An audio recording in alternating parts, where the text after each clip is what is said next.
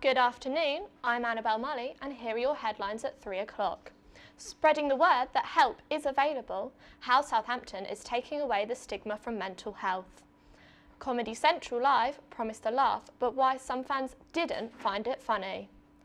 Another Audi to open in Southampton, but what does the abundance of discount stores mean for the city?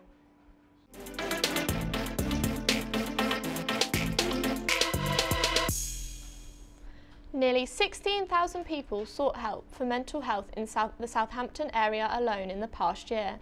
Today is World Mental Health Day and various events are taking place to raise awareness for services dedicated to the cause. This year's focus is young people and students, as Grace Williams reports.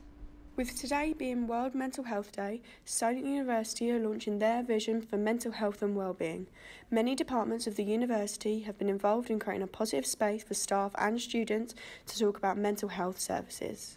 I think that having a good basic routine around sleeping, eating, studying when you're studying, and then moving away from worrying about studying all the time. I see lots of students who spend a lot of time worrying about studying and finding it hard to get going. Have some good times, but also have some healthier times of sleeping, eating, resting, enjoying yourself without perhaps so much clubbing.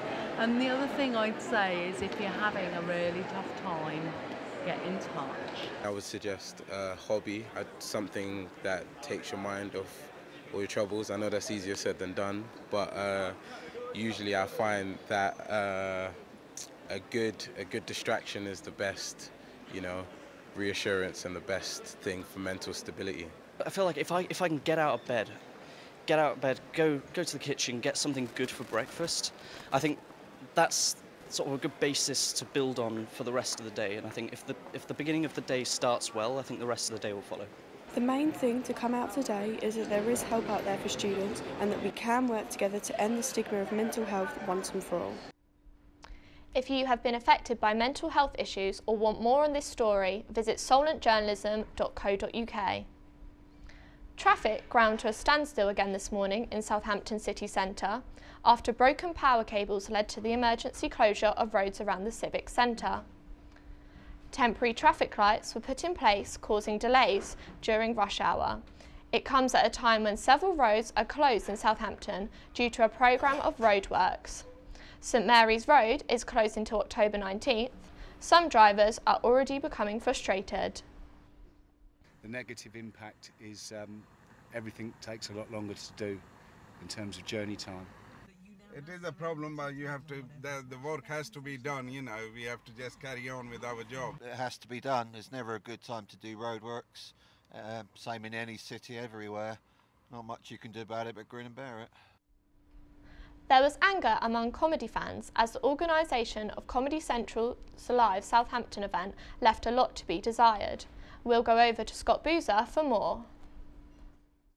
Comedy Central Live, a multi-stage event, came to Southampton this weekend, showcasing some of the best in British comedy.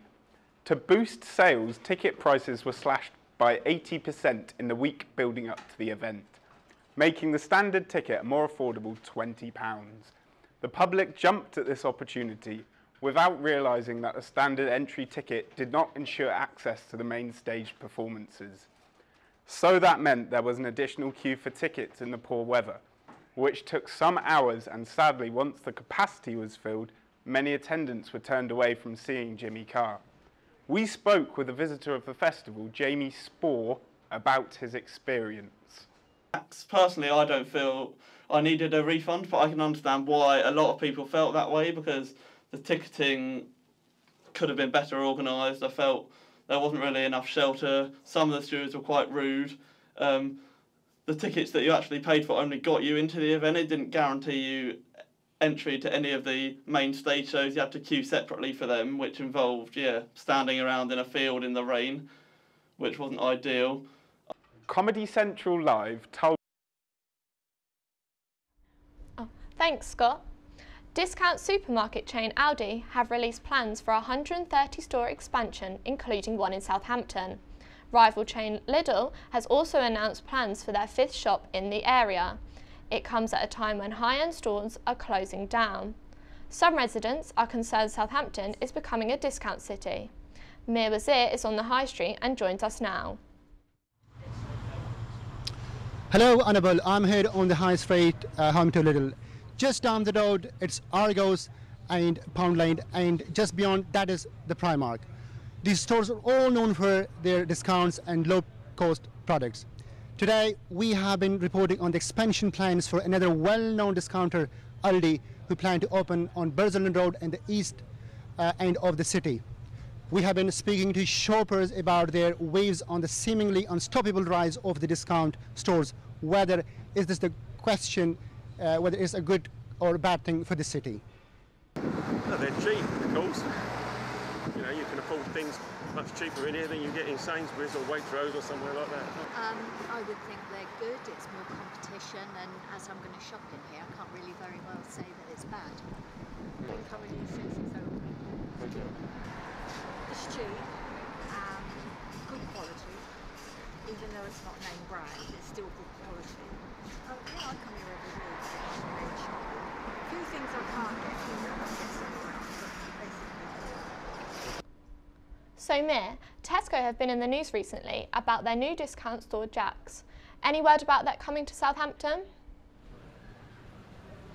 Well, there is no news from the Tesco on where they plan to locate new stores, but if these comments are anything to go by, Jack's will warmly welcome to Southampton. Back to you, Annabelle.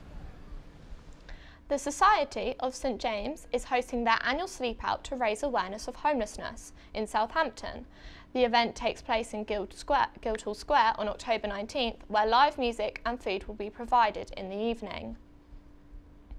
And finally, the sun is still out as temperatures reach 21 degrees today, and without a major drop in the weather for the next 2 weeks, it's time to make the most of it.